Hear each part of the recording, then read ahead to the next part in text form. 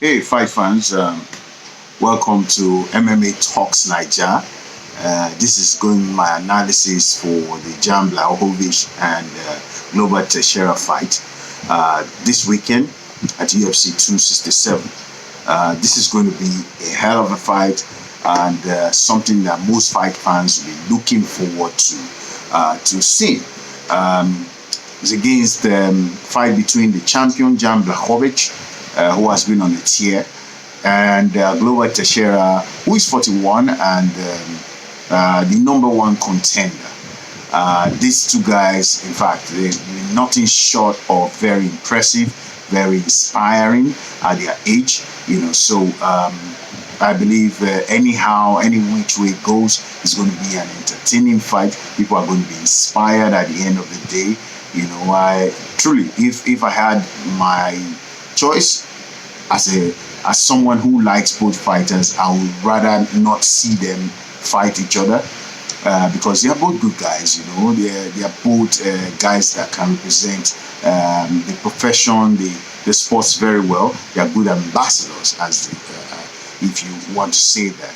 But as a fan, this fight is top notch, something that every MMA fan will want to see, because you really don't know what the outcome will be.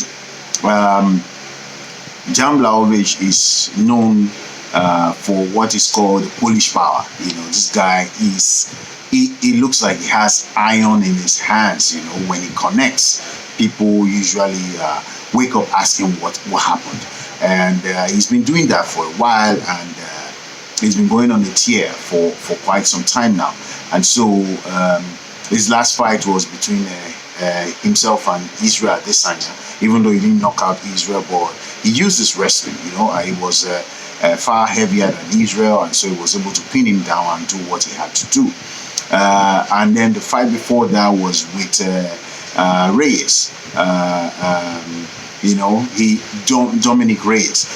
He knocked Dominic Reyes out. I think it was in the second round, the second round of that fight, and it was pretty spectacular. He has basically done that throughout his career, where after he had a very bad run at the beginning, and then his career basically rejuvenated, and now he's a new person, and he has been destroying every opponent that has been placed in front of him.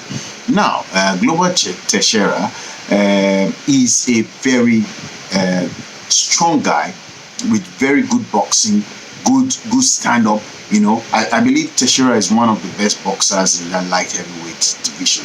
Texeira is 41, but he doesn't look like a 41-year-old. It almost looks like fine wine. They say when wine is getting older, it becomes sweeter. That's basically what Global Texeira is proving at this stage of his career. He's proving to the MMA world. He has been destroying everybody placed in front of him. He has basically been seen like the underdog, because when he fought the likes of John Jones, he was expected to actually beat John Jones, but he lost badly. And then from then on, he has been on the tier. He has, in fact, the way he destroyed, he won against Thiago Santos. He destroyed this man. What's his name? The commentator, the new guy, that is also doing very well. I'll remember his name. I will let you know. Then he has been fighting everybody and doing absolutely what is required of him, even though not expected at this time of his career, so, and we all know that his strength is actually boxing, and he's very, very powerful at punches. But compared to Jan Blachowicz, I believe Jan has more power in his hands, in his fists, so what I think would happen is that when these guys engage, if he's going to be a stand-up, it's going to be very dangerous for Global Texeira. It's going to be very dangerous in the sense that in the last few fights from Global, we've noticed that Global gets rocked and then he start trying to survive. We saw that with Thiago Santos, and we saw that also with there's this other guy. I'm trying to remember his name now. The guy that does commentating now, light skinned guy and all that. He tries to survive.